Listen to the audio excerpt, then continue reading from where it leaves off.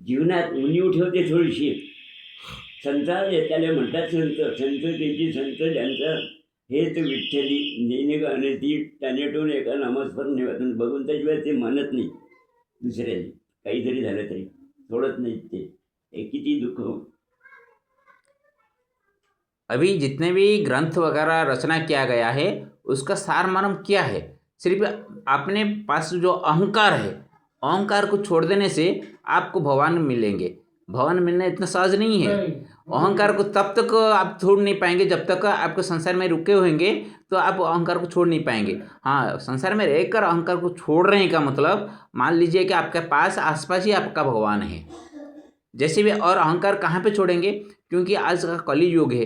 कलि युग में सबको कहेंगे ये सब घर द्वारा मेरा नहीं है, सभी भगवान का, ऐसे कहेंगे तो लोग क्या करेंगे? आपको एक लात मार के बाहर निकाल देंगे. तेरा जरूर नहीं है क्या अंदर.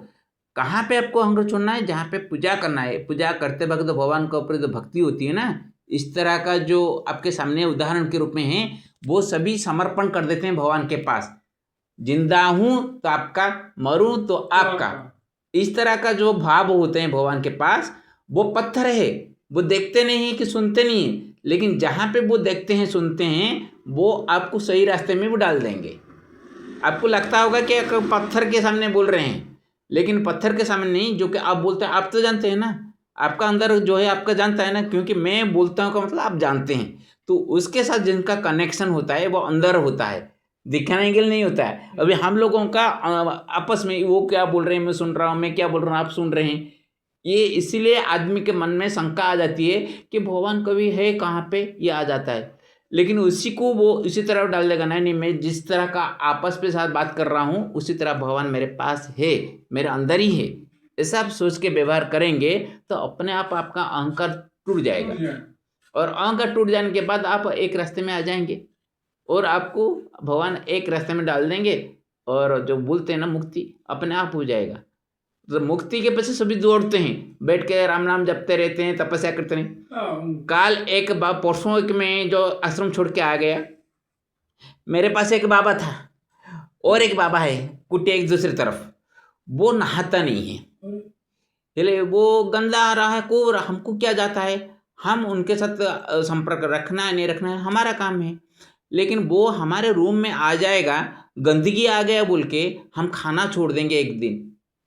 ये कौन सा मैंने भक्ति भाव है मेरे को पता नहीं चलता.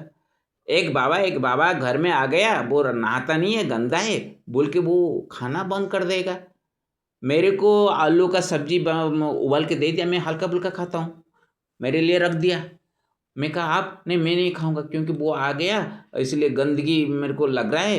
मैं कहा अरे नर्मदा जी के किनारे तुम जाते हो, पूजा करते हो, उसका पानी पीते हो, तुम तो शुद्ध हो.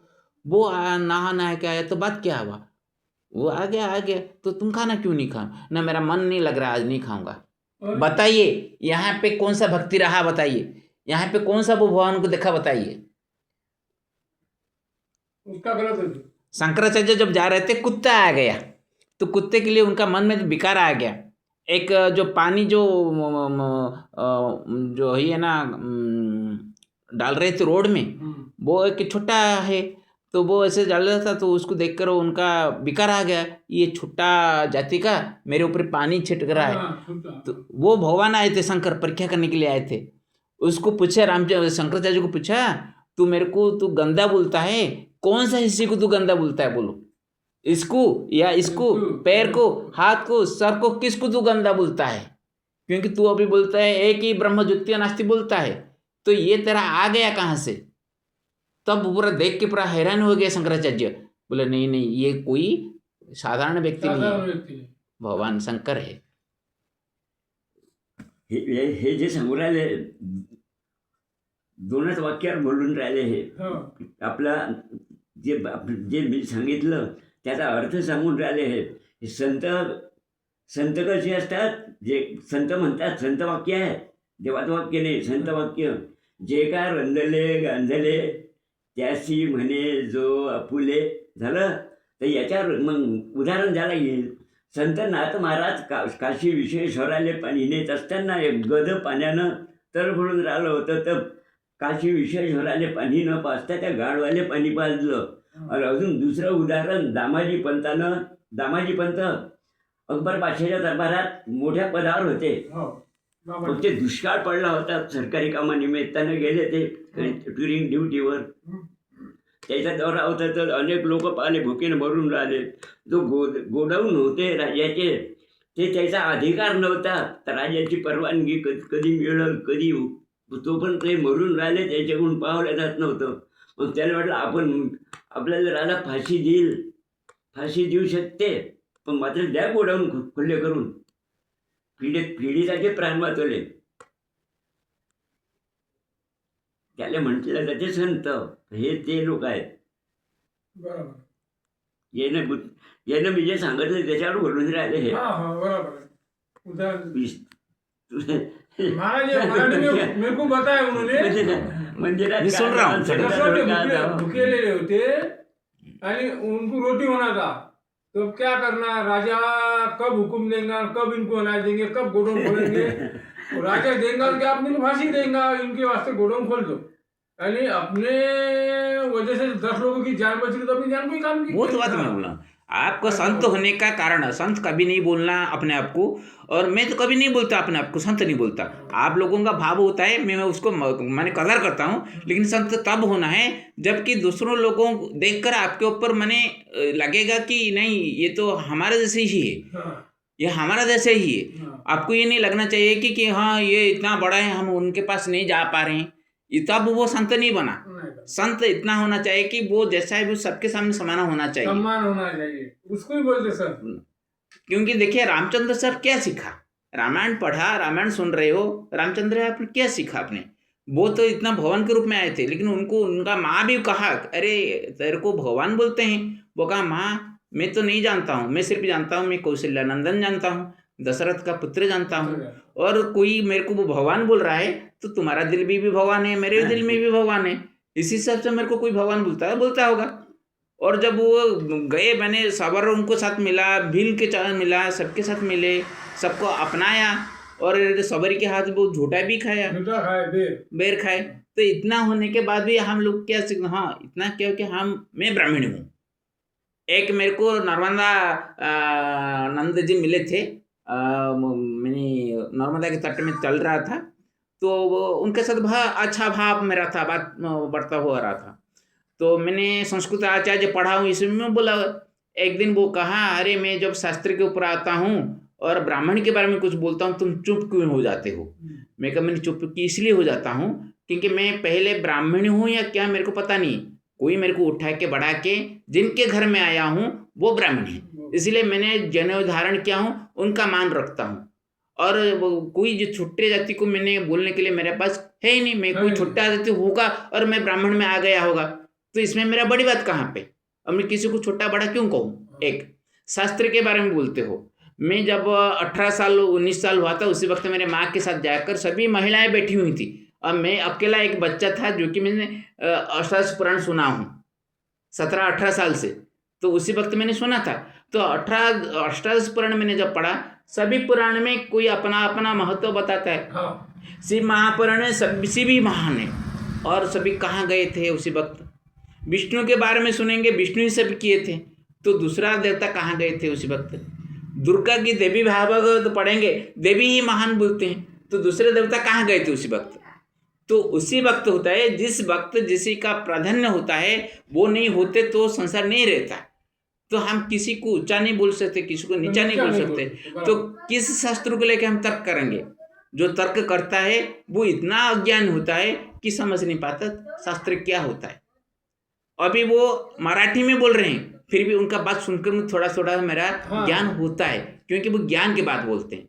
ज्ञान का बात जो बोलेगा वो जिसी भी भाषा में बोले आप समझ में आ जाएगा, लेकिन अज्ञान का बात बोलेंगे आप भाषा की जरूरत पड़ेगा आपको समझने के लिए.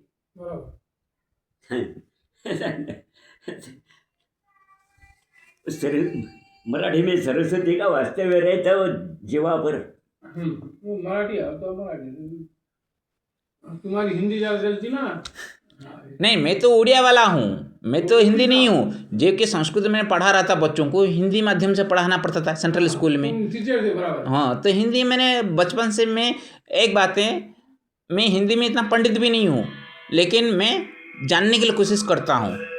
मेरी बात को किसी के पास समझाना है तो हिंदी के माध्यम आजकल का हो गया है, इसीलिए मैंने हिंदी को अपनाया।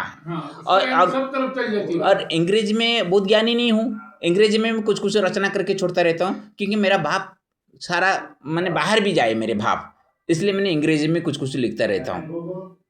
किसी में पंडित नहीं हूँ, संस्कृत में भी इतना पंडित में नहीं हूँ कि मैं कुछ बोल दूंगा आप पूरा खुशी हो जाएंगे, लेकिन मैं जो भाव अपना मन में रखता हूँ उसको दूसरों के पास कैसे वो समझ पाए, अच्छे भाव से समझ पाए, मैं अपना भाव व्यक्त करता हूँ। आपको अच्छा लगे बुरा लगे वो आपके ऊपर। हिंदी में भाव बोलते, हम भाव बोलते, भाव। हाँ, वही एक ही देखिए, भाषा के साथ देखेंगे एक दूसरे में बात करते रहेंगे तो कहाँ कहाँ पे कुछ किसी के साथ मिलाव है। हाँ, अभी मैं भाव बोलता हूँ हिंदी में, भावो उड़िया में हाँ, ये फर्क है। भावो।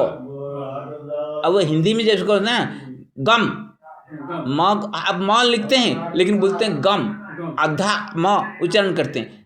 हम उड़िया में गम ही कहेंगे, गम, पूरा म को म की तरह उच्चारण करना, जैसे कि ग को करते हैं उस तरह म को ही करना, ऐसा है। इसे उड़िया में जो कि हमारा जिस वर्णों को जिस तरह का व्यवहार करना है उसको उसी तरह करते हैं। हम राम कहेंगे, राम, हिंदुस्तान क्या कहे, राम कहेंगे, राम, हमारे तरफ राम ही हाँ राम। तो म को आप आधा उच्चारण करते हैं, अ को काट देते हैं, हमारा ओ को मिला के बोलना पड़ता है, राम, श्याम, कृष्णा, अ को मिलाना पड़ता है हमको। लेकिन हिंदुस्तानी के यहाँ क्या है कि ओ को हटा देते हैं, हड़ंत का ही यूज करते हैं, राम, गोपाल, ऐसे करते हैं। इतना भेद होता है, आपस में बात करते तो समझ में आ जाएगा धीरे धीरे। अब मैं समझने के लिए कोशिश नहीं करूँगा, आप कितने भी मेरे सामने अर्थ रखो मैं समझ नहीं पाऊँगा। जय प्रभु श्री हरि। सिर्फ उनके लिए मैंने ये वीडियो बनाया था। मैंने पिछली बार जो सुन रहा था ना उनके बारे में कि इतने उम्र में भी वो आया, तो मैं मन में दिल में गया था कि ऐसे एक भक्त भी आज में दुनिया में हैं, तो उनके लिए ही संसार टिकी हुई है। मेरे को बोले संत, कोई संत नहीं है, संत सभी है, आप भी संत है, लेकिन आप समझे कि आप क्या कर रहे हैं, अपने आप को समझ नहीं पा रहे हैं का मतलब आप कभी भी कितना भी संत हो जाए संत नहीं है।